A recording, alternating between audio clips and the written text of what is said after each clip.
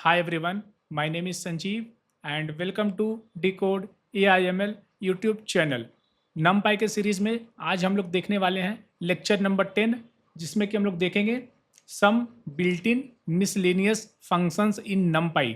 तो इसमें हम लोग देखेंगे कुछ मिसलेनियस फंक्शंस जिसका कि यूज़ प्रोजेक्ट इम्प्लीमेंटेशन में होता है और उसके साथ साथ इंटरव्यूज़ में इस टॉपिक से कुछ क्वेश्चंस भी पूछे जाते हैं। तो चलिए इसी के साथ शुरू करते हैं आज का lecture built in functions in NumPy। ठीक है, NumPy के सीरीज़ में आज हम लोग देखेंगे कुछ बिल्ट इन फंक्शंस और ये सारे फंक्शंस को हम लोग बेसिकली कवर करने वाले, समझने वाले कि कैसे काम करता है। हमें सिंटेक्स याद नहीं करना है, हमें समझना है, हमें कॉन्सेप्ट समझना है कि एक्सिस क्या होता है, एक्सिस के लॉन्ग कैसे अपेंड करते हैं, कॉन्कैटिनेट करते हैं, स्प्लिट करते हैं, हमें कॉन्सेप्चुअली समझना है। तो क्या होगा कि जब हमें ज़रूरत होगा तो हम सिंटेक्स को गूगल कर लेंगे या फिर हेल्प कमांड के थ्रू हम लोग उसको सिंटेक्स को देख सकते हैं और उसको इम्प्लीमेंट कर सकते हैं। ठीक है, तो सबसे पहले हम लोग रिक्वायर्ड मॉड्यूल्स एंड पैकेजेस को हमने इंपोर्ट किया। ठीक है, और उसके बाद हमने क्या किया कि NumPy का एरेंज एक फंक्शन होता है जिसके हेल्प से हमने क्या किया कि 6 लेंथ का एक NumPy एरे क्रिएट किया जिसमें कि वैल्यूज़ 0 से 5 के बीच में लाई करेंगे और उसके बाद हम लोग उसको रीसेप कर देते हैं in the form of NumPy 2D array जिसका कि शेप होगा 3x2। तो अगर मैं ए को प्रिंट करूँगा तो यू कैन सी कि मेरे को एक 3x2 डायमेंशन का एक मेरे को NumPy एरे क्रिएट होता है। ठीक है, तो चलिए सबसे पहले हम लोग देखते हैं NumPy का एक रेवल फंक्शन। ठीक है, तो ये फंक्शन क्या करता है, ये एक NumPy का फंक्शन होता है जिसका कि यूज़ होता है to flatten a multi dimensional array, है ना, to a one dimensional array. Like अगर आपके पास 2D array, 3D array, 4D array, है ना, तो NumPy के अंदर रेवल एक फंक्शन होता है जिसके हेल्प से आप उसको क्या कर सकते हो, उसको फ्लैटन कर सकते हो to a single one dimensional array, है ना। तो चलिए इसको हम लोग देखते हैं। तो सबसे पहले हम लोग देखते हैं कि हेल्प एक फंक्शन होता है जिसके हेल्प से आप क्या कर सकते हो, किसी भी फंक्शन का आप सिंटेक्स देख सकते हो, वो क्या इनपुट आर्गुमेंट्स लेता है, वो उसका आउटपुट आर्गुमेंट क्या होता है और कुछ एग्जांपल्स, है ना। तो वो सारे डिटेल्स को आप देख सकते हो, समझ सकते हो और उसका आप यूज़ कर सकते हो। तो सबसे पहले मैं क्या लिखूंगा हेल्प के अंदर, NumPy डॉट रेवल, है ना। तो इसके हेल्प से आप देखोगे कि आप सिंटेक्स देख सकते हो कि इसमें क्या इनपुट आर्गुमेंट्स लेता है, क्या पैरामीटर्स लेता है ना। यू कैन सी ये सारे पैरामीटर्स हैं, क्या आउटपुट रिटर्न करता है ना। और उसके बाद आप कुछ एग्जांपल्स भी देख सकते हो और इसका यूज़ कर सकते हो। ठीक है, तो इस तरीके से हम लोग हेल्प जो फंक्शन होता है उसके हेल्प से हम लोग जो कोई इनबिल्ट फंक्शन है उसका हम लोग पैरामीटर्स आर्गुमेंट्स हम लोग देख सकते हैं, एक्सप्लोर कर सकते हैं। तो सबसे पहले हमारा जो ए है, ये क्या है, ये एक हमारा 3x2 डायमेंशन का एक NumPy एरे है ना। अब हम लोग क्या करने वाले हैं कि जो हमारा NumPy एरे ए है उस पर हम लोग जो NumPy का रेवल फंक्शन होता है उसका यूज़ करने वाले हैं। तो सबसे पहले हम लोग करेंगे NumPy डॉट रेवल और उसके अंदर हम लोग पास कर देंगे ए। तो आप देखोगे कि ये क्या करता है, ये फ्लैटन कर देता है। अब फ्लैटन किस तरीके से करता है, एक एक एरे को उठाता है, उसके एलिमेंट को ऐड करता जाता है एक एम्प्टी एरे में, है ना। तो सबसे पहले 0 1 को ऐड किया, फिर 2 3 को ऐड किया, उसके बाद 4 5 को ऐड किया। तो इस तरीके से जो आउटपुट होता है वो भी एक NumPy एरे होता है और वो वन डायमेंशनल होता है। ठीक है, तो हमने देखा कि NumPy डॉट रेवल जो फंक्शन होता है उसके हेल्प से हम लोग किसी भी NumPy एरे का, मल्टी डायमेंशनल NumPy एरे को, उसको हम लोग फ्लैटन कर देते हैं into a single dimensional array. और यहाँ पे आप देखोगे तो यहाँ पे कैसे फ्लैटन हो रहा है, रो 1 के सारे एलिमेंट को ऐड कर रहे हैं, रो 2 को सारे एलिमेंट को ऐड कर रहे हैं, उसके बाद रो नंबर 3 के सारे एलिमेंट्स को ऐड कर रहे हैं। तो इस तरीके से चीज़ें ऐड होती है। तो इसी को हम लोग बोलते हैं रो मेजर ऑर्डर, है ना, उसको हम लोग बोलते हैं रो मेजर ऑर्डर। तो NumPy का जो रेवल फंक्शन होता है ना उसमें एक और आर्गुमेंट होता है ऑर्डर, है ना। तो अगर मैं ऑर्डर इज इक्वल टू कर दूं सी, है ना, तो क्या होगा, इसको जब मैं एक्सिक्यूट करूंगा तो देखोगे आउटपुट जो है वो टोटली मैच हो रहा है ना, टोटली मैच हो रहा है इस वाले केस से। क्यों ऐसा हो रहा है, क्योंकि अगर मैं जब मैं NumPy डॉट रेवल फंक्शन यूज़ करता हूँ उसमें अगर मैं ऑर्डर आर्गुमेंट पास ना करूँ तो बाय डिफ़ॉल्ट उसका वो सी वैल्यू कंसीडर करता है। सी मतलब होता है कि जो ऑर्डर आप कंसीडर करो that should be C style, या फिर इसको आप बोल सकते हो row major order. Row major order मतलब हमने देखा था कि पहले रो 1 के सारे एलिमेंट को ऐड करो, फिर रो नंबर 2 के सारे एलिमेंट्स को ऐड करो, फिर रो नंबर 3 के सारे एलिमेंट्स को ऐड करो, है ना। तो हमने देखा जो डिफ़ॉल्ट स्टाइल होता है रो मेजर ऑर्डर का। तो चलिए अब हम लोग एक दूसरे स्टाइल को देखते हैं जो कि होता है कॉलम मेजर ऑर्डर, है ना। तो हम लोग देखते हैं कॉलम मेजर ऑर्डर क्या होता है, कैसे काम करता है, ठीक है। तो इसको हम लोग डिनोट करते हैं एफ से। एफ मतलब होता है फोर्टन स्टाइल, या फिर इसको हम लोग बोलते हैं कॉलम मेजर ऑर्डर, ठीक है। तो जब मैं इसको एक्सिक्यूट करूंगा तो यू विल सी इसका जो आउटपुट आ रहा है ना, ये जो आउटपुट है इट इज़ डिफरेंट फ्रॉम ऊपर वाले आउटपुट। ऐसा क्यों हो रहा है? तो जो रो मेजर ऑर्डर होता है उसमें एक एक करके पहले सारे रो वाले एलिमेंट को ऐड करते जाते हैं, ठीक है। लेकिन जो कॉलम मेजर होता है ना उसमें कॉलम वाइज ऐड करते हैं। तो सबसे पहले कॉलम जीरो के सारे एलिमेंट को ऐड करेंगे, मतलब पहले जीरो को ऐड करेंगे, 2 4। तो इस तरीके से हमने 3 एलिमेंट को ऐड किया। उसके बाद हम लोग कॉलम नंबर 1 में जो वैल्यूज होंगे उसको ऐड करेंगे, 1 3 एंड 5, है ना। इस तरीके से आइदर हम लोग रो मेजर ऑर्डर में चीज़ों को यूज़ कर सकते हैं या फिर हम लोग कॉलम मेजर ऑर्डर में चीज़ों को यूज़ कर सकते हैं। आपने देखा, समझा क्या होता है रो मेजर ऑर्डर और क्या होता है कॉलम मेजर ऑर्डर। तो हमने जो फंक्शनैलिटी अचीव किया यूजिंग नमपाई का जो रेवल फंक्शन होता है, सेम फंक्शनैलिटी को हम लोग दूसरे तरीके से भी अचीव कर सकते हैं। तो चलिए हम लोग देखते हैं क्या क्या तरीके होते हैं जिसके हेल्प से हम लोग सेम फंक्शनैलिटी को अचीव कर सकते हैं। तो सबसे पहला अप्रोच होता है रीसेप। रीसेप एक नमपाई का बिल्ट इन फंक्शन होता है जिसके हेल्प से भी हम लोग सेम फंक्शनैलिटी को अचीव कर सकते हैं, है ना। तो सबसे पहले हम लोग देखते हैं कि हमारा ओरिजिनल ये क्या है। ये हमारा ओरिजिनल है ना। और इसको जब मैं रीसेप यूज़ करूँगा नमपाई डॉट रीसेप, है ना, और या फिर मैं ऐसा करता हूँ ए डॉट रीसेप, है ना। मतलब ये जो रीसेप है ये एक मेथड होता है ऑफ ये नमपाई जो एरे उस क्लास के इंस्टेंस का, ठीक है। और इसके अंदर मैं पास कर दूंगा -1, है ना। तो जो रीसेप जो मेथड होता है उसके अंदर डायमेंशन इनपुट लेता है। अगर मैं डायमेंशन को -1 कर दूं, इसका मतलब ये होता है कि सिर्फ एक ही एक्सिस होगा। -1 मतलब एक वैल्यू देने का मतलब हुआ एक एक्सिस होगा। अगर मैं 2 वैल्यू ऐड करता हूँ कॉमा के हेल्प से तो वो हुआ 2 एक्सिस। 3 वैल्यू ऐड करता हूँ मतलब 3 एक्सिस। तो अगर मैंने एक वैल्यू ऐड किया, है ना, इसका मतलब हुआ एक एक्सिस होगा, ठीक है। और -1 मतलब जो होता है अगर 2D नमपाई एरे को अगर 1D में हम कन्वर्ट करते हैं तो जो बचता है जितने पॉसिबल वैल्यूज होते हैं इट इज़ एक्सेप्टेबल। ऐसा कुछ भी डिमांड नहीं है। The demand is only that कि इट शुड बी 1 डायमेंशनल, ठीक है। -1 का ये मतलब होता है। जब मैं इसको एक्सिक्यूट करूंगा ना तो यू विल सी कि it is giving like this, है ना। तो टोटल कितने 6 एलिमेंट है ना। तो अभी इसका डायमेंशन क्या है 3x2 है। अगर मैं रिसिप्ट के अंदर दे दूँ 2x3, है ना, तो यू विल सी कि इसका डायमेंशन चेंज हो जाता है ना। अगर मैं 3 की जगह पे अगर -1 दे देता हूँ तो you will see same value. ऐसा इसीलिए होता है क्योंकि अगर मैं -1 देता हूँ ना तो जो भी पेंडिंग है एनीथिंग एक्सेप्टेबल, -1 ये बताता है कि मेरे को 2 डायमेंशन चाहिए और the only requirement is that first dimension का जो वैल्यू होना चाहिए that should B 2। Second dimension का ऐसा कोई भी रिक्वायरमेंट नहीं है, एनीथिंग विल वर्क, है ना। तो इसीलिए जब मैं 2 दूंगा ना तो ऑटोमेटिकली ये कैलकुलेट हो जाएगा 3। कैसे कैलकुलेट होगा? क्योंकि total number of element is 6 और अगर एक्सिस 0 में 2 एलिमेंट होंगे, है ना, एक्सिस 0 का डायमेंशन 2 होगा तो एक्सिस 1 विल ऑटोमेटिकली 3 होगा। तभी तो 2 × 3 6 होगा ना, है ना। तो उसी तरीके से अगर मैं सिर्फ -1 दूंगा ना तो it will automatically रीसेप into 1D array, है ना। और सेकेंड अप्रोच होता है सेम फंक्शनैलिटी को अचीव करने का, जो फंक्शनैलिटी हम लोग numpy डॉट रेवल फंक्शन के हेल्प से अचीव करते हैं, that is using flatten. Flatten भी एक फंक्शन होता है जिसके हेल्प से भी हम लोग सेम फंक्शनैलिटी अचीव कर सकते हैं। तो यू कैन सी कि सारे केस में मेरे को सेम आउटपुट आ रहा है ना। चाहे मैं रीसेप यूज़ करूँ, चाहे मैं फ्लैटन यूज़ करूँ, चाहे numpy डॉट रेवल यूज़ करूँ, तीनों में सेम फंक्शनैलिटी आ रहा है। थोड़ा बहुत का डिफरेंस होता है इन टर्म्स ऑफ क्या एक कॉपी क्रिएट होता है, क्या एक व्यू क्रिएट होता है ना, क्या इन प्लेस अपडेशन होता है। ये इस कैरेक्टरिस्टिक में अगर आप जाओगे तो थोड़ा बहुत का अंतर होता है तीनों में, बाकी फंक्शनैलिटी सेम होता है, ठीक है। तो हमारा ए क्या था? ये था हमारा 3x2 एक मैट्रिक्स था, है ना, या 2D एरे था।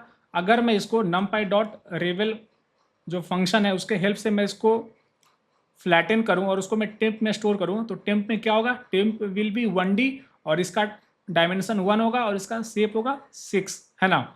अगर मैं इसको रीसेप करना चाहता हूं, ठीक है, मैंने इसको फ्लैटन किया, इस पर कुछ ऑपरेशंस किए, मैं इसको दोबारा फ्लैटन करना चाहता हूं प्रीवियस वाले डायमेंशन में, तो इसको हम लोग कैसे करेंगे? तो इसको हम लोग कर देंगे numpy डॉट रीसेप है ना। रीसेप एक फंक्शन होता है जिसके हेल्प से हम लोग रीसेप कर सकते हैं back to the previous dimension. तो प्रीवियस डायमेंशन इसका था 3x2, तो इसको हम लोग दोबारा 3x2 में कन्वर्ट कर देते हैं, है ना। 3x2 में हमने कन्वर्ट कर दिया तो आप देखोगे कि इसका जो आउटपुट आएगा सेम आउटपुट आ रहा है। मतलब हमने क्या किया, इनपुट जो ए था 3x2 डायमेंशन का, उसको हमने फ्लैटन किया। फ्लैटन करने के बाद हमने उसको दोबारा जो प्रीवियस शेप था उसमें हमने दोबारा उसको कन्वर्ट कर दिया, है ना। तो ये जो हमारा जो कन्वर्जन हुआ वो कैसे हुआ, that is default row major order, है ना। रो मेजर ऑर्डर में हुआ कैसे, अगर आप देखोगे 0 1 रो 1 में आया, 2 3 रो 2 में आया, और 4 5 रो नंबर 3 में आया, है ना। तो अगर मैं इसको चाहूँ कॉलम मेजर ऑर्डर से इसको इम्प्लीमेंट करना, तो कैसे इम्प्लीमेंट करेंगे, तो यहाँ पे हम लोग एक और आर्गुमेंट पास कर देंगे, ऑर्डर इज इक्वल टू, और कॉलम मेजर ऑर्डर के लिए हम लोग देते हैं यफ, यफ मतलब फोटन स्टाइल, है ना। तो इस तरीके से आप देखोगे कि क्या हो रहा है यहाँ पे कि 0, है ना, 0 और 1 और 2 ये कॉलम 1 में आता है। पहले हम लोग कॉलम वाइज बिल्ड करना शुरू करते हैं, है ना। तो पहले 3 वैल्यू को लेके कॉलम 0 बिल्ड करेंगे और अगले 3 वैल्यू को लेकर के हम लोग कॉलम 1 बिल्ड करेंगे। तो इस तरीके से रिसिप जो फंक्शन होता है उसके हेल्प से हम लोग फ्लैटन करके दोबारा उसको बिल्ड अप कर सकते हैं, है ना। तो एक बहुत ज़्यादा कॉमन कंफ्यूजिंग क्वेश्चन ये होता है कि what is the difference between ravel and flatten, है ना। तो जो रेवल होता है वो क्या करता है, वो एक व्यू क्रिएट करता है। रेवल जो होता है वो एक व्यू क्रिएट करता है, लेकिन फ्लैटन एक कॉपी क्रिएट करता है ना। तो आप कह सकते हो कि जो रेवल मेथड होता है, जो रेवल फंक्शन होता है, दैट इज मेमोरी एफिशिएंट। क्यों? क्योंकि वो अननेसेसरी कॉपी क्रिएट नहीं करता है। नहीं तो क्या होगा कि जब भी मैं जो हमारा मैट्रिक्स से आ रहा है उसको जब भी मैं रीसेप करूंगा तो एक और कॉपी क्रिएट होगा। इससे क्या होगा, मेमोरी इनएफिशिएंसी आ जाएगी। इसीलिए जब भी मेमोरी इफिशिएंसी की बात है तो आपको नमपाई का रेवल फंक्शन यूज करना चाहिए, ठीक है। हमने डिफरेंस दिया और कुछ बेसिक एक्स्ट्रा चीज़ें मैंने ऐड किया, इसको आप रेफर कर सकते हो इन योर फ्री टाइम, ठीक है।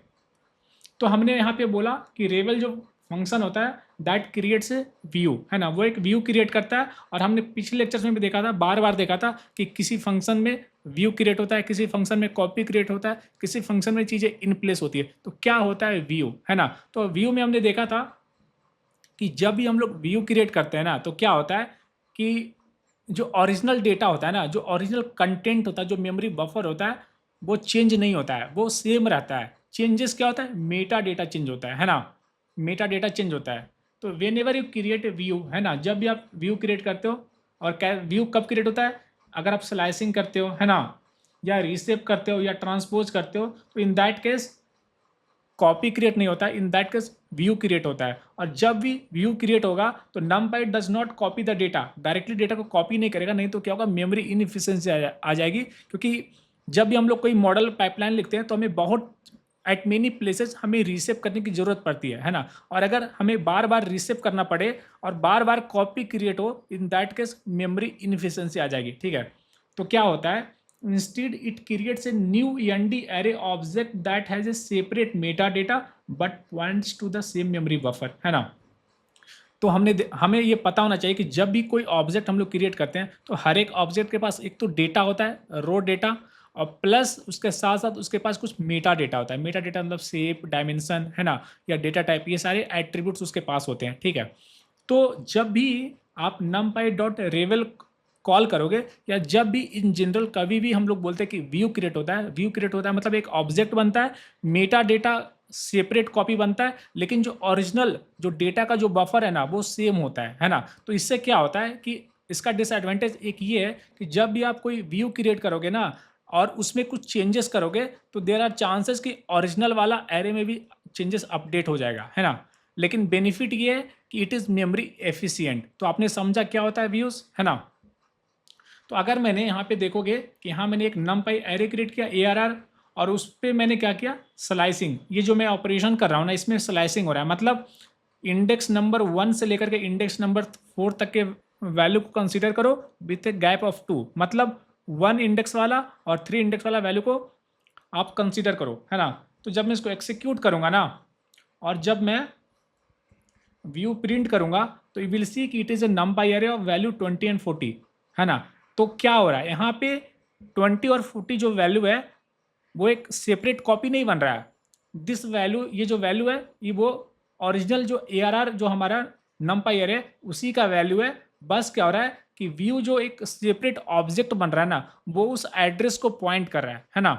तो ये होता है व्यू। तो इसका बेनिफिट ये है कि जब भी मैं व्यू में अपडेट करूंगा कुछ, है ना, जब भी मैं कुछ व्यू में अपडेट करूंगा ना, तो ओरिजिनल वाला numpy array में भी वो चेंजेस रिफ्लेक्ट हो जाएंगे, है ना। तो आप देखोगे कि इट इज़ 123 123, है ना।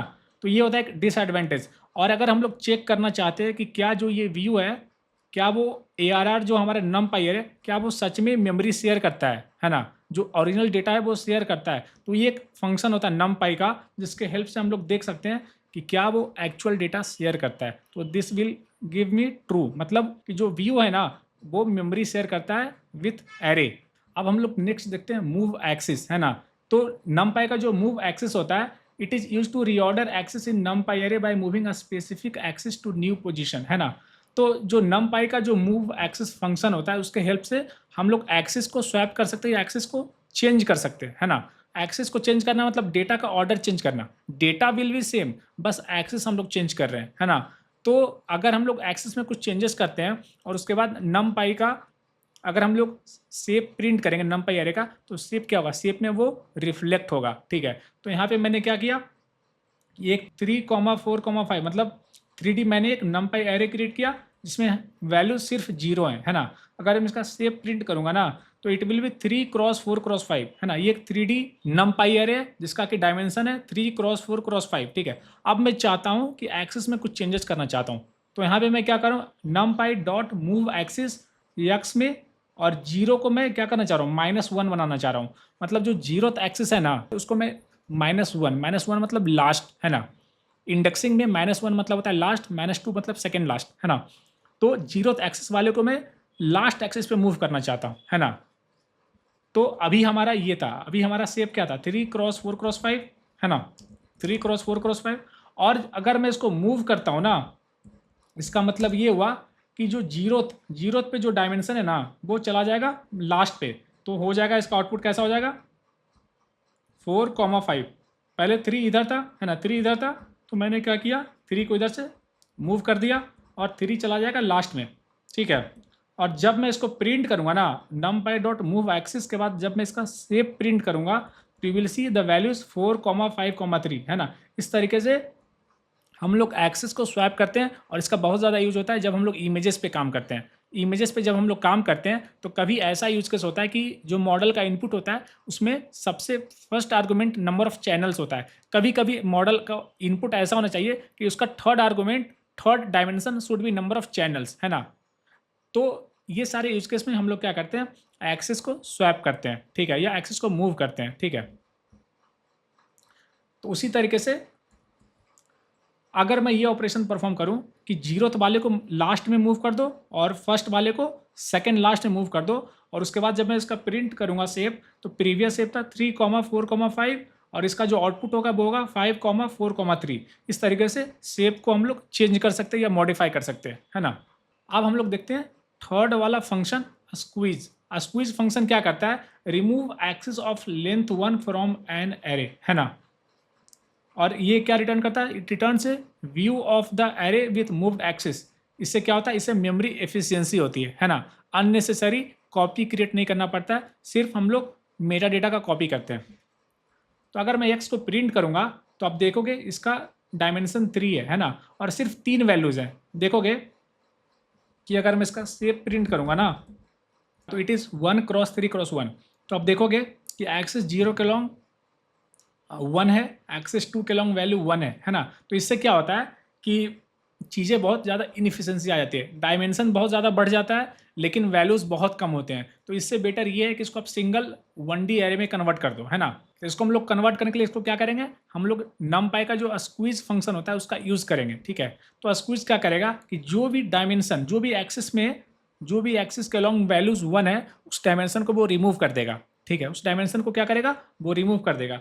तो अगर मैं ये करूँ numpy डॉट स्क्वीज, है ना, और उसके अंदर अगर मैं पास कर दूँ यक्स, तो देखोगे कि क्या कर रहा है, सारे अननेसेसरी डायमेंशन को वो रिमूव कर दे रहा है, और मेरे को वैल्यू एक सिंगल 1D numpy एरे मिलता है। अगर मैं इसका शेप प्रिंट करूँगा, तो यू विल सी कि सिर्फ 3 को रखता है, बाकी 1 वाले सारे एक्सेस को ये क्या करता है, रिमूव करता है, डिलीट कर देता है। इस तरीके से हम लोग एक्सेस को सिंपल करते हैं, क्योंकि एक्सेस या डायमेंशन जितना कम होगा उस पर काम करना उतना अच्छा होगा। इसीलिए हम लोग हमेशा ये ट्राई करते हैं कि जो भी नमपाई एरे हो या मैट्रिक्स हो, है ना, या फिर लिस्ट हो, उसका डायमेंशन जितना कम से कम हो उतना बेटर होता है उस पर काम करना। ठीक है, तो हमने ये किया स्क्वीज।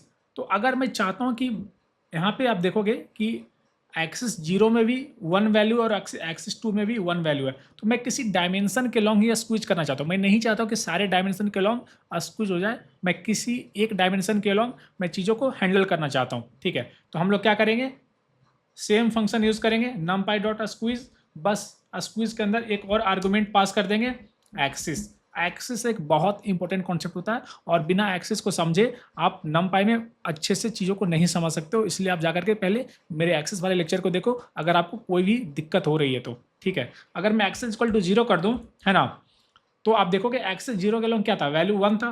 तो अगर एक्सिस 0 के लॉन्ग वैल्यू 1 था तो वो क्या करेगा, उसको स्क्वीज कर देगा या उस वाले एक्सिस को वो रिमूव कर देगा। तो आप देखोगे कि इसका नया डायमेंशन क्या है, 3 क्रॉस 1 है। ठीक है, अगर मैं सेम चीज एक्सिस 1 के लॉन्ग करता हूं तो क्या होगा, तो देखोगे it is giving me error. क्यों, क्योंकि हम लोग एक्सिस 1 के लॉन्ग चीज़ों का स्क्वीज नहीं कर सकते हैं, क्योंकि एक्सिस 1 के लॉन्ग जो नंबर ऑफ आइटम्स है दैट इज 3 है ना, इसलिए हम लोग इसको एक्सिस 1 के लॉन्ग स्क्वीज नहीं कर सकते हैं। अगर मैं 2 के लॉन्ग करता हूँ तो it will be successfully able to squeeze. क्यों, क्योंकि आप देखोगे जो थर्ड एक्सिस है या एक्सिस 3 है उसके लॉन्ग मेरे को कोई भी वैल्यू नहीं है, मेरे को सिर्फ 2 वैल्यू है, एक्सिस 0 और एक्सिस 1 के लॉन्ग, है ना। अब हम लोग देखते हैं नेक्स्ट फंक्शन देखते हैं, कॉनकैटिनेट। तो numpy में जो कॉनकैटिनेट होता है उसके हेल्प से हम लोग 2 या 2 से ज़्यादा numpy एरे को ज्वाइन कर सकते हैं, है ना। तो ज्वाइन वाले कॉन्सेप्ट हर जगह होते हैं, चाहे आप टेबल में जाओ, टेबल में भी ज्वाइन होता है, स्प्लिट होता है। उसी तरीके से लिस्ट में भी ज्वाइन एंड स्प्लिट होता है। उसी तरीके से numpy जो एरे होता है उसमें भी ज्वाइन होता है और स्प्लिट होता है। तो चलिए हम लोग देखते हैं कि चीज़ों को कैसे कॉनकैटिनेट करते हैं यूजिंग numpy का कॉनकैटिनेट फंक्शन, है ना। तो मेरे पास 2 numpy एरे हैं, है ना, दोनों का मैं सेप प्रिंट करता हूँ, A dot shape and B dot shape, है ना। तो मेरे पास 2 numpy एरे हैं, है ना, ए का डायमेंशन है 2 क्रॉस 2 और बी का डायमेंशन है 1 क्रॉस 2। ठीक है, अब मैं चाहता हूँ इसको कॉनकैटिनेट करना चाहता हूँ, तो मैं लिखूंगा numpy डॉट कॉनकैटिनेट और इसके अंदर मैं पास कर दूंगा एक टपल फॉर्मेट में पास करना है, इस बात का आप ध्यान देना। मैं टपल फॉर्मेट में चीज़ों को पास कर रहा हूँ, ए कॉमा बी। तो अगर मैं देखूंगा कि जब मैं इसको एक्सिक्यूट करता हूँ तो it will become a single array, और जब इसका सेप प्रिंट करूँगा ना, जब मैं इसका सेप प्रिंट करूँगा तो विल सी कि इट इज़ 3,2 है ना। तो यहाँ पे क्या हो रहा है, यहाँ पे जब मैं इसको आपको दिखाऊंगा तो यहाँ पे ये हो रहा है कि जो हमारा ए का जो numpy एरे था ना और बी का जो numpy एरे था, ये चीज़ों को क्या करता है, इस तरीके से कॉनकैटिनेट करता है। एक मैट्रिक्स हमारा ये है और दूसरा मैट्रिक्स हमारा ये है, ए और बी। तो ए और बी को इस तरीके से वो कॉनकैटिनेट करता है। तो जब इस तरीके से कॉनकैटिनेट करेगा ना तो एक्सिस 0 या फिर रो, जो रो का जो लेंथ है ना या जो रो के डायमेंशन का जो शेप है वो इंक्रीज हो जाएगा, है ना। तो पहले ए का क्या शेप था, ए का शेप था 2 क्रॉस 2 और बी का शेप था 1 क्रॉस 2। और जब हम लोग उसको इस तरीके से जब हम लोग कॉनकैटिनेट करेंगे ना तो जो नंबर ऑफ रोज है वो इंक्रीज हो जाएंगे और उसका शेप क्या होगा, ए में नंबर ऑफ रोज और बी में नंबर ऑफ रोज दोनों ऐड हो जाएगा, इट विल बी 3 क्रॉस 2, है ना।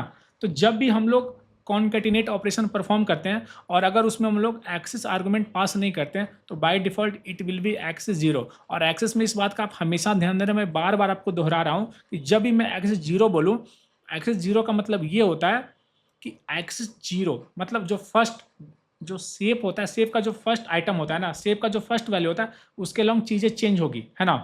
तो अगर मैं एक्सिस 0 के लॉन्ग कॉनकैटिनेट करता हूँ तो जो एक्सिस 0 का जो वैल्यू है ना वो अपडेट होता है ना। तो यहाँ पे 2 नंबर ऑफ रोज 2 था, यहाँ पे नंबर ऑफ रोज 1 था। तो जब मैं 0 एक्सिस के लॉन्ग कॉनकैटिनेट करूँगा तो जो फाइनल आउटपुट होगा ना उसका जो एक्सिस 0 का जो वैल्यू होगा दैट विल बिकम 2 + 1 3, है ना। तो हमने देखा डिफॉल्ट वाले केस में क्या होता है।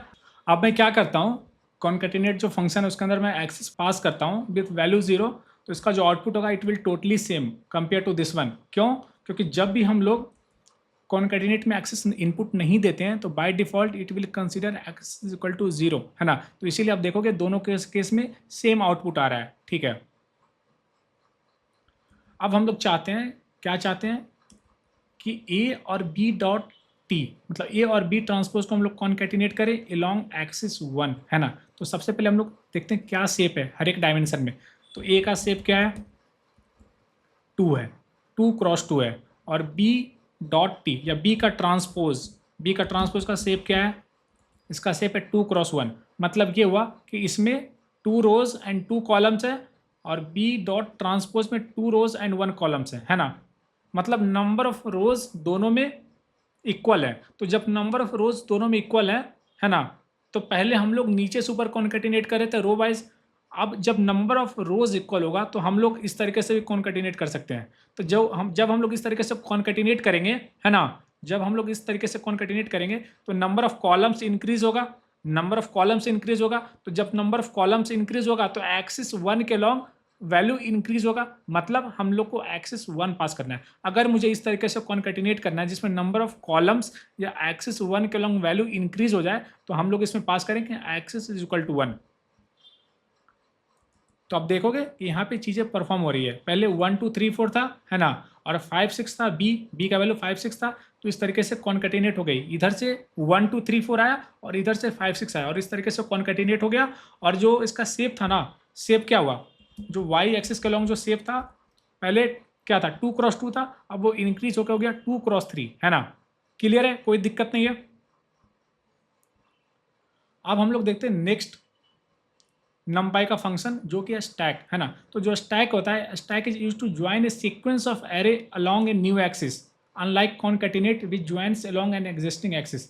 तो अभी हमने जो कॉन्केटिनेट फंक्शन देखा उसमें क्या होता है कि जो करंट एक्सिस होता है ना, उसमें एक्सिस इंक्रीज नहीं होता है, नंबर ऑफ डायमेंशन सेम रहते हैं। आप स्पेसिफाई करते हो कि out of number of dimension आप किस डायमेंशन के लोग चीज़ों को कॉन्केटिनेट करना चाहते हो। लाइक अगर ए में 3 डायमेंशन है तो आप बताओ कि हाँ डायमेंशन 0 या फिर एक्सिस 0, एक्सिस 1 या एक्सिस 2, इसके अलॉन्ग मुझे चीज़ों को कॉन्केटिनेट करना है।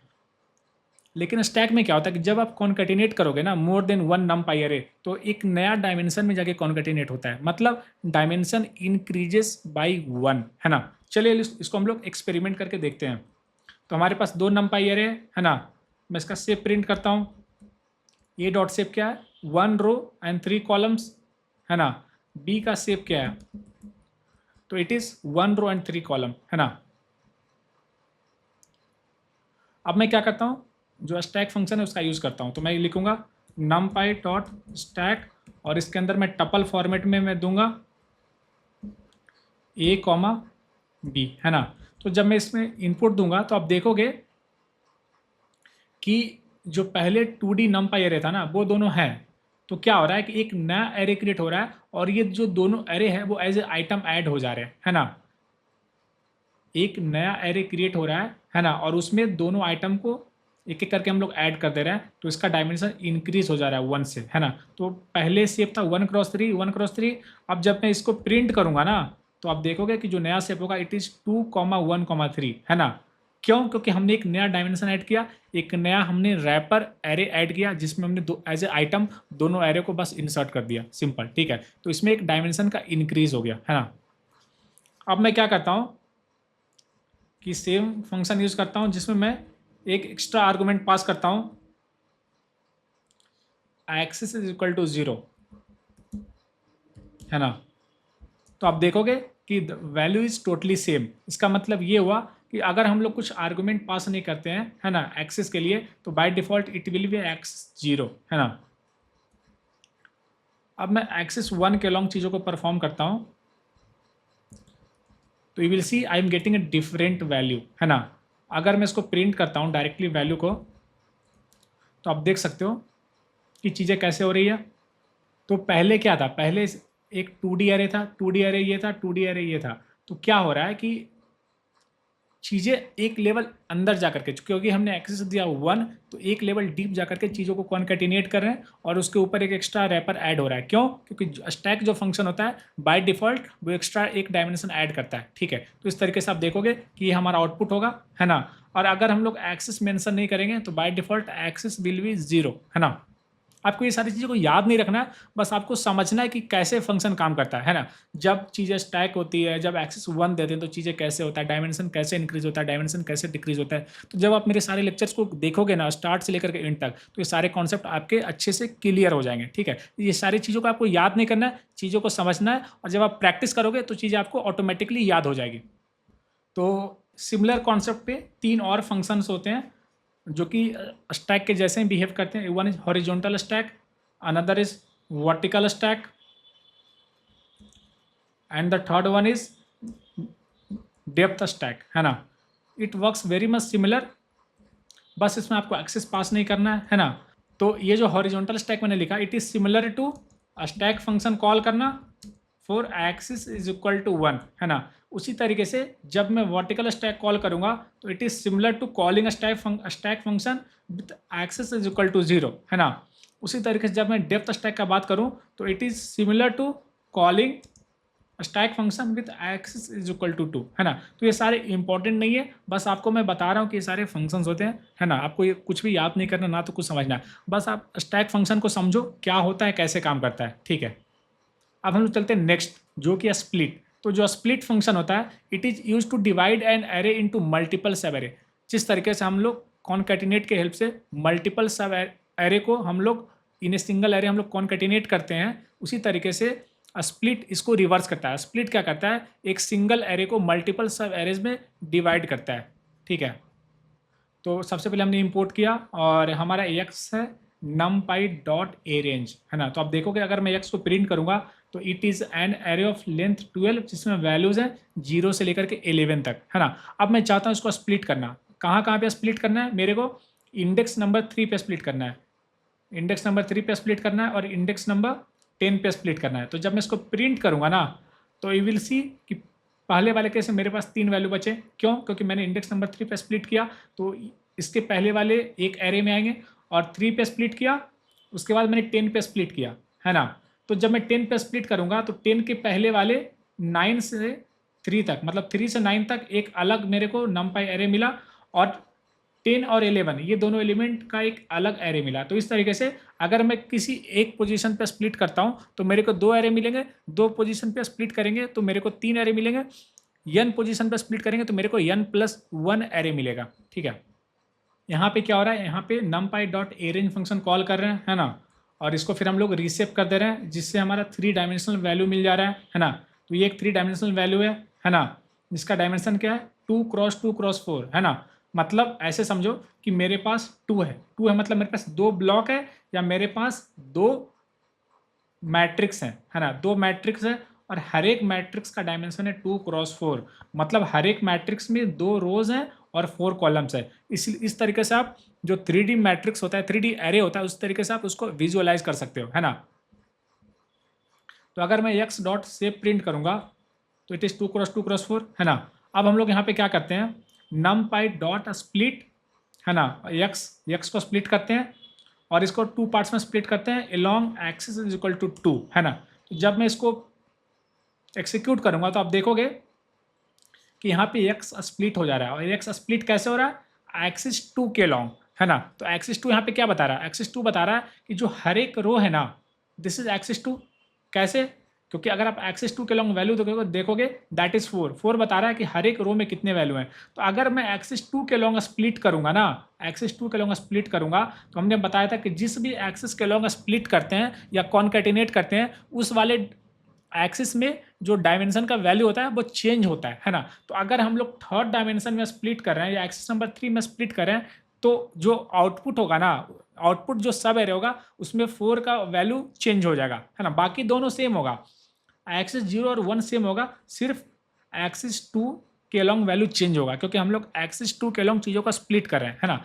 तो मैं क्या कर रहा हूँ यहाँ पे, मैं 2 पार्ट्स में स्प्लिट कर रहा हूँ। तो ओरिजिनल एरे का लेंथ 4 था, तो जब 2 पार्ट में स्प्लिट होगा तो क्या होगा, 0 1 एरे 1 सब एरे 1 में चला जाएगा, और 2 3 सब एरे 2 में चला जाएगा, 4 5 1 में चला जाएगा, 6 7 2 में चला जाएगा, 8 9 1 में चला जाएगा, 10 11 13 सेकेंड में चला जाएगा, 12 और 13 1 में चला जाएगा, 14 और 15 2 में चला जाएगा। तो इस तरीके से आप देखोगे हमने इसको स्प्लिट किया क्लियर है, कोई दिक्कत नहीं है। इसका आउटपुट कितने, मेरे को 2 सब एरे मिले क्योंकि मैंने 2 स्प्लिट किया। स्प्लिट का सेकंड आर्गुमेंट दिया 2, मतलब इसको 2 पार्ट्स में स्प्लिट करो। ठीक है, आपने समझा कि क्या हुआ, है ना। अब मैं दिया numpy डॉट डी स्प्लिट, तो डी स्प्लिट होता है डेप्थ स्प्लिट, है ना। तो डेप्थ मतलब थर्ड, जो सबसे लास्ट या सबसे जो इनर मोस्ट डायमेंशन होता है ना, उसको हम लोग बोलते हैं डेप्थ स्प्लिट। तो हमने सबसे लास्ट वाले डायमेंशन में स्प्लिट किया, that is similar to numpy dot split with axis is equal to 2, है ना। तो देखोगे दोनों का आउटपुट सेम आ रहा है ना, इट्स टोटली सेम। दोनों के आउटपुट में 2 सब एरे मिल रहे हैं और हर एक का डायमेंशन आप देखोगे कि that is how much, that is 2 cross 2 cross 2। ये 4 जो होगा वो 2 पार्ट्स में स्प्लिट हो जाएगा, that will be 2 cross 2 cross 2, है ना। अब हम लोग चलते हैं नेक्स्ट। तो यहाँ पे क्या रहा है, numpy डॉट स्प्लिट, और अब मैं इसको एक्सिस 1 के लॉन्ग स्प्लिट कर रहा हूँ। तो पहले हम लोग फिर से हम लोग x को प्रिंट करके देखते हैं क्या है x, है ना। तो हम लोग एक्सिस 1 के लॉन्ग स्प्लिट करें, तो एक्सिस 1 क्या है, एक्सिस 1 है, सबसे पहले मैं इसका अगर शेप प्रिंट करूंगा ना, तो एक्सिस 1 ये बताता है कि हर एक मैट्रिक्स, है ना। एक्सिस 1 ये बताता है, हमने इसको बार बार डिस्कस किया, आप इसको समझना, आप एक बार ना समझो, आप इसको सोचो 2 बार 3 बार सोचो। एक्सिस 1 ये बताता है कि हर एक मैट्रिक्स, मेरे पास 2 मैट्रिक्स हैं, मेरे पास 2 मैट्रिक्स हैं, तो एक्सिस 1 ये बताता है कि हर एक मैट्रिक्स में कितने नंबर ऑफ रोज हैं, है ना। तो नंबर ऑफ रोज मेरे पास 2 हैं, और अगर मैं एक्सिस 1 के लॉन्ग स्प्लिट करता हूँ, एक्सिस 1 के लॉन्ग जो डायमेंशन का वैल्यू होता है वो अफेक्ट होता है। तो अगर मैं इसको 2 पार्ट्स में स्प्लिट करूंगा ना, तो क्या होगा, एक्सिस 1 के लॉन्ग मेरे पास 2 रोज था, तो अगर मैं इसको स्प्लिट करूंगा तो रो 1 चला जाएगा सब एरे 1 को, और रो 2 चला जाएगा सब एरे 2 को। मतलब ये होगा कि जो ऊपर वाला ये जो एरे है ये चला जाएगा सब एरे 1 के पास, और ये चला जाएगा सब एरे 2 के पास। तो उसी तरीके से जब हम लोग नीचे आएंगे तो ये वाला जो रो है ना, ये चला जाएगा सब एरे 1 के पास, और नीचे वाला जो रो है वो चला जाएगा सब एरे 2 के पास। तो इस तरीके से चीज़ें स्प्लिट होगी, और इसका जो आउटपुट डायमेंशन होगा वो क्या होगा, it will B 2 cross 1 cross 4, है ना। क्यों, क्योंकि मैं एक्सिस 1 के लॉन्ग स्प्लिट कर रहा हूँ, तो एक्सिस 1 के लॉन्ग डायमेंशन हाफ हो जाएगा, ठीक है। तो आप देख सकते हो, है ना, ये हुआ हमारा सब एरे 1, है ना। तो आप देखोगे ये जो सब एरे इसमें क्या है, 0 1 2 3 है ना, और 8 9 10 11 है। और दूसरे वाला सब एरे देखोगे, है ना, तो इसमें क्या है, इसमें 4 5 6 7 है, और 12 13 14 15 है। तो इस तरीके से चीज़ें काम करते हैं स्प्लिट में, ठीक है। और using this function is same as using this, है ना। मैंने एक्सिस 1 को हटा करके स्प्लिट के आगे एच लगा दिया, है ना। तो numpy का जो हॉरिजॉन्टल स्प्लिट फंक्शन होता है that is equivalent to this split function, है ना, ठीक है। तो उसी तरीके से हम लोग एक्सिस 0 के लॉन्ग भी चीज़ों को परफॉर्म कर सकते हैं, ठीक है। इसको हम लोग समझते हैं कैसे होगा, काम करेगा, ठीक है। फिर से मैं एक्स को प्रिंट करता हूँ, एक्स को प्रिंट किया, उसके बाद हम लोग एक्स डॉट सेव प्रिंट करते हैं। इसको आप बार बार देखना, 3 से 4 बार देखना, अगर समझ में, अगर इसको आ गया, अगर ये समझ में आ गया तो आप डायमेंशन में एक्सपर्ट बन जाओगे। और अगर आप डायमेंशन में एक्सपर्ट बन जाओगे तो आपका MLD डीप लर्निंग ये सब जो होता है ना, कंप्यूटर विजन, इसका जो फियर है वो खत्म हो जाएगा, ठीक है। तो इसका शेप क्या है, 2 क्रॉस 2 क्रॉस 4 शेप है ना। और अगर मैं एक्सिस 1 के लॉन्ग स्प्लिट करूंगा तो एक्सिस 1 क्या बताता है, एक्सिस 1 ये बताता है कि मेरे पास टोटल कितने मैट्रिक्स हैं, है ना। इन 3D नंपाई एरे एक्सिस 0 बताता है कि मेरे पास कितने मैट्रिक्स हैं। तो मेरे पास 2 मैट्रिक्स हैं, matrix 1 and this is matrix 2। तो जब मैं इसको स्प्लिट करूंगा ना, तो मैट्रिक्स 1 बन जाएगा हमारा सब एरे 1, और मैट्रिक्स 2 बन जाएगा हमारा सब एरे 2, और उसका जो डायमेंशन होगा हर एक सब एरे का, that will be 1 cross 2 cross 4। कैसे, आप सोचो, है ना। तो अगर मैंने इसको इंप्लीमेंट किया तो आप देखोगे कि दिस इज सब एरे 1, सब एरे 1 क्या है, that is equal to this matrix, है ना। और सब एरे 2 क्या है, this is equal to this matrix, है ना। और and this one is equivalent to numpy dot vertical split, है ना। तो अगर मैं numpy डॉट वर्टिकल स्प्लिट देता हूं तो वो इंटरनली इस फंक्शन को कॉल करेगा with axis is equal to 0। Clear है, कोई दिक्कत नहीं है, आपने समझा, बहुत अच्छे समझा डायमेंशन कैसे काम करता है, डायमेंशन कैसे स्प्लिट होता है, डायमेंशन कैसे ऐड होता है ना। अब हम लोग देखते हैं नेक्स्ट फंक्शन numpy का टाइल। तो टाइल फंक्शन के हेल्प से क्या होता है, use to repeat an array along a specified axis to create a larger array by tiling. तो आपने टाइल देखा होगा, टाइल क्या होता है, टाइल के हेल्प से हम लोग फ्लोरिंग करते हैं ना, तो उसी फ्लोरिंग में जो टाइल होता है उसी से ये कॉन्सेप्ट डिराइव हुआ। तो सबसे पहले मैं अगर एक्स को प्रिंट करूंगा और numpy डॉट टाइल फंक्शन को जब मैं कॉल करूंगा, और यहाँ इसका सेकेंड आर्गूमेंट देगा 2, मतलब एक्स को 2 टाइम्स क्या करो, रिपीट करके, है ना, और एक नया एरे क्रिएट करो, है ना। तो रिपीट करना मतलब क्या हुआ, पहले 0 1 2 3 था, इसको रिपीट किया, है ना, 4 5 6 7 को रिपीट किया, इस तरीके से हर एक वैल्यू को स्प्लिट किया। और जब मैं इसका शेप प्रिंट करूंगा ना, शेप, तो देखोगे पहले क्या था, पहले का शेप था 2 क्रॉस 2 क्रॉस 4 और अभी हो जाता है 2 क्रॉस 2 क्रॉस 8, है ना। क्यों, क्योंकि हमने इसको 2 बार रिपीट किया, ठीक है। उसी तरीके से अब मैं रिपीट फंक्शन कॉल करता हूं। तो numpy का जो रिपीट फंक्शन होता है, it is use to repeat each element of an array, है ना, not the whole array like numpy.tile, है ना। तो जब हम लोग numpy.tile फंक्शन कॉल कर रहे थे ना, तो क्या हो रहा था कि एरे वाइज रिपीटिशन हो रहा था, मतलब 4 एलिमेंट को एक के बाद दूसरा रिपीट किया, है ना, ये 4 एलिमेंट को एक के बाद दूसरा रिपीट किया, है ना। तो एरे वाइज चीज़ें रिपीट हो रही थी। लेकिन जब मैं numpy.repeat फंक्शन कॉल करूंगा ना, तो वो क्या होगा, एलिमेंट वाइज रिपीट होगा। मतलब 0 है तो 0 के बगल में 0 आएगा, 1 के बगल में 1 आएगा, 2 के बगल में 2 आएगा, 3 के बगल में 3 आएगा। इस तरीके से चीज़ें रिपीट होगी एट एलिमेंट्री लेवल। लेकिन टाइल जो फंक्शन होता है उसमें चीज़ें रिपीट होती है एट numpy का एरे लेवल, ठीक है। तो हमने x को प्रिंट किया, तो आप देखोगे जब मैंने इसको एग्जीक्यूट किया तो क्या हुआ कि पहले क्या हो रहा था, पहले एज एरे लेवल पे रिपीट हो रहा था, पहले 4 एलिमेंट आए, फिर उसका 4 का रिपीटेशन आया। लेकिन यहाँ पे आप देखोगे कि एलिमेंट्री लेवल पे चीज़ें रिपीट हो रही है, 0 रिपीट हुआ, 1 रिपीट हुआ, 2 रिपीट हुआ, 3 रिपीट हुआ। तो ये डिफरेंस होता है रिपीट में और ये डिफरेंस होता है टाइल में, ठीक है। अब दिक्कत नहीं होनी चाहिए, टाइल और रिपीट में क्या डिफरेंस होता है, रिपीट में चीज़ें एलिमेंट्री लेवल पे काम करती है, टाइल में चीज़ें एरे लेवल पे काम करती है, बाकी सारा कुछ सेम टू सेम होता है। नेक्स्ट हम लोग होते हैं अपेंड। तो अपेंड क्या होता है, numpy.append is use to append values to the end of an array creating a new array with the added element, है ना। तो numpy.append में यहाँ पे क्या हो रहा है, यहाँ पे मैं 2 आर्गुमेंट पास कर रहा हूँ। पहला कि किस एरे में अपेंड करना है, दूसरा क्या वैल्यूज अपेंड करना है ना। तो जब मैं इसको एक्सिक्यूट करूंगा ना, तो आप देखोगे कि हमारा प्रीवियस क्या था, प्रीवियस एरे था, ये था, है ना, जिसमें कि इसका डायमेंशन क्या था, 2 क्रॉस 3 था ना, इसका डायमेंशन 2 क्रॉस 3 था, है ना, जिसमें वैल्यूज 1 2 3 4 5 6 थे। और जब मैं इसको अपेंड फंक्शन कॉल किया तो इसको 7 8 9 को इसने अपेंड कर दिया, है ना।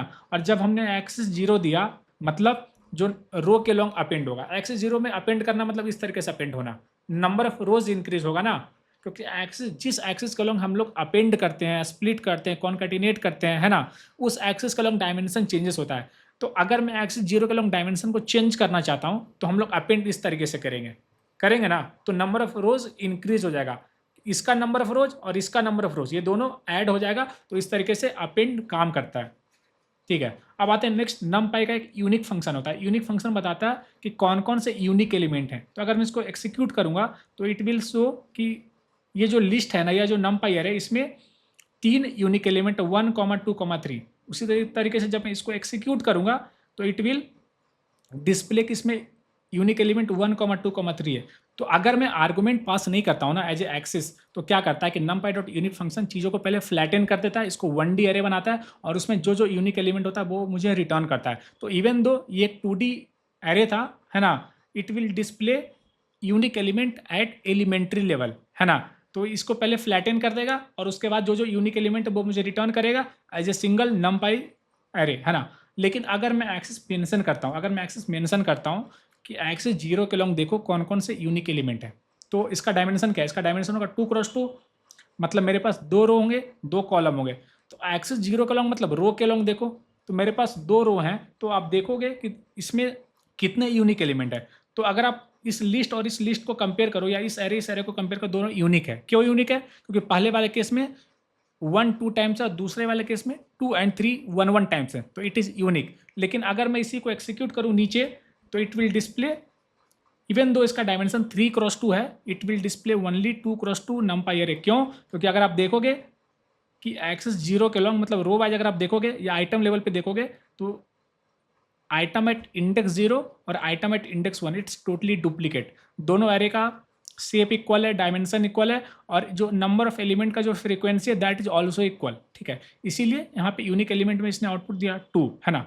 तो हमने देखा आज बहुत सारे मिसलेनियस फंक्शन को देखा, समझा, हमने एक्सिस को बहुत अच्छे से समझा, एक्सिस कैसे काम करती है। तो अगर आप इस एक्सिस को अच्छे से समझ लेते हो, डायमेंशन को अच्छे से समझ लेते हो, तो पूरा पाईटॉर्च, पूरा पांडास, numpy कहीं भी कोई दिक्कत नहीं होने वाली है, ठीक है। इसलिए आप बार बार मेरे लेक्चर्स को देखो, और मेरे लेक्चर्स मोर देन एनफ है to gain expertise in numpy। तो इसी के साथ हमारा जो कॉन्सेप्चुअल और सिंटेक्स लेवल था नमपाई का वो कंप्लीट होता है। अब हम लोग आने वाले लेक्चर्स में कुछ प्रोजेक्ट का इम्प्लीमेंटेशन करने वाले हैं और चीज़ों को समझने वाले हैं, ठीक है। तो आई होप आपने इस लेक्चर सीरीज को बहुत अच्छे से एंजॉय किया होगा। तो मिलते हैं अगले लेक्चर में एक नए टॉपिक के साथ। Till then, bye, happy learning.